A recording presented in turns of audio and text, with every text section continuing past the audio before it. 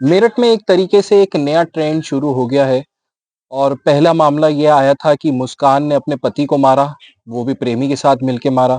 और अब दूसरा मामला मेरठ के ही भैसुमा गांव से आया है जिसमें एक पत्नी ने अपने पति को मार दिया और उसके बाद ये दिखाने की कोशिश करी कि सांप की वजह से उसकी मौत हुई है, सांप के काटने की वजह से हुई है। पोस्टमार्टम रिपोर्ट में कुछ और आया, उसके बाद पुलिस ने सख्ती से कार्रवाई करी, पूछताछ करी। तो जो आरोपी पत्नी थी उसने बताया कि अपने प्रेमी के साथ मिलकर पति की हत्या की है। इस जघन्य हत्याकांड को अंजाम दिया और उसके बाद अब जो परिवार है वो पूरा गमगीन है। हमारे साथ मृतक पति के पिताजी हैं, इनसे बात करेंगे। भाई साहब, एक तो पहले आप अपना नाम बताइए। विजय पवार। विजय जी, क्या पूरी घटनाक्रम हुई, क्या आपको जानकारी मिली, क्या हुआ था? बच्चे बच्चे इधर रहे थे, हम उधर। जब जैसा दिन निकला और जाग गए, लड़का उनका छोटा बच्चा चाय लेकर आया। पापा पापा चाय पी लो। नहीं बोलना, कपड़ा हुआ ना सांप बैठता। और डर के बचा दे, सांप सांप सांप। अगर पापा का सांप ने काट लिया, जब भाग दौड़ मची। बच्चे जंगल में गए थे, उन्हें फोन करा, ऐसा ऐसा सांप ने जंगल से आए।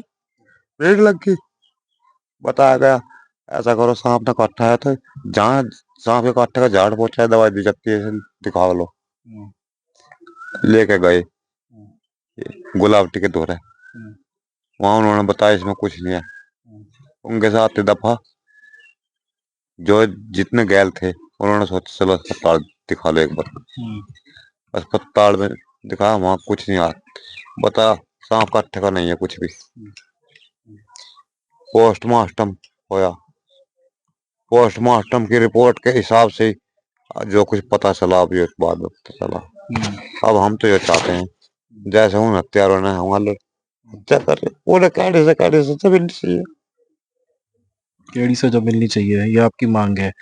आप क्या वो जो लड़का है अमरदीप, उसके बारे में कुछ जानते हैं? अमरदीप के बारे में नहीं जी, कुछ नहीं जानते? कुछ नहीं जानते। बहू के साथ कैसा रिश्ता था? बहू आपके साथ कैसा व्यवहार करती थी, कुछ बता सकते हैं, जिसने अपने पति को ही मार दिया? अरे हमारे साथ तो ठीक ही बर्ताव कर रहे थे वो,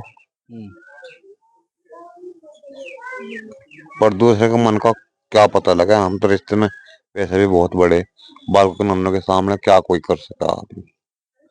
हमारा तो फर्ज ही है बालक नन्ने अपना, वहां भैया हमारे काट वहां कर दे, वहां बैठे रहेंगे। कितने टाइम पहले इनकी शादी हुई थी? 7-8 साल पहले। आपकी मर्जी के हिसाब से हुई थी या आपकी मर्जी के खिलाफ थी? नहीं, मर्जी के हिसाब से हुई थी। अच्छा, प्रेम विवाह था क्या इनका, जैसे लोग बता रहे हैं? नहीं जी। आपने रिश्ता तय करवाया था? जी हाँ। अच्छा, तो आज से पहले कभी ये लगा था, जब ये घटना हुई उससे पहले कभी कुछ लगा था कि इसके मन में कुछ है, बहू के मन में? ना जी, ऐसा कुछ एहसास नहीं हुआ। लड़ाई झगड़े होते क्या या दोनों के बीच? नहीं जी, कुछ नहीं। कुछ नहीं होते थे। पत्नी जो है वो आरोप लगा रही है, जो आपकी बहू है वो आरोप लगा रही है कि पति मारा करता था मेरे को बहुत। नहीं जी, बिल्कुल नहीं। ऐसा कुछ नहीं है? नहीं जी। मार पिटाई कुछ नहीं होती थी? नहीं जी। ये अमरदीप कौन था? ये क्या आपके बेटे का दोस्त था? जी हाँ, ये एक जगह काम करते दोनों। हम्म। क्या यही इसी गांव का रहने वाला? हाँ जी, इसी गाँव का। अच्छा, तो क्या वो घर आता जाता रहता था? हाँ जी, काम के बारे में आ जाता। हम्म। अमित कहाँ है, क्या कर रहा, आज वहाँ काम है, वहां चलेंगे। हम्म। तो कभी शक हुआ आपको? नहीं, कोई नहीं जी। कभी शक नहीं हुआ। नहीं जी। अब क्या चाहते हैं आप? बस जी, हम तो यही चाह रहे हैं जैसे इन पापियों ने वो करा है, इन्हें कैडी से कैडी सजा मिल जानी चाहिए, हम्म। जो कि आगे को कुछ सुधार का असर पड़े, कहीं ऐसा वो ना हो। ऐसा हो जाए इनकी गैल कि जो समय अब आ रहा है उस पर थोड़ा सा ऐसा पड़ा कि ऐसा करने से ऐसा होता है।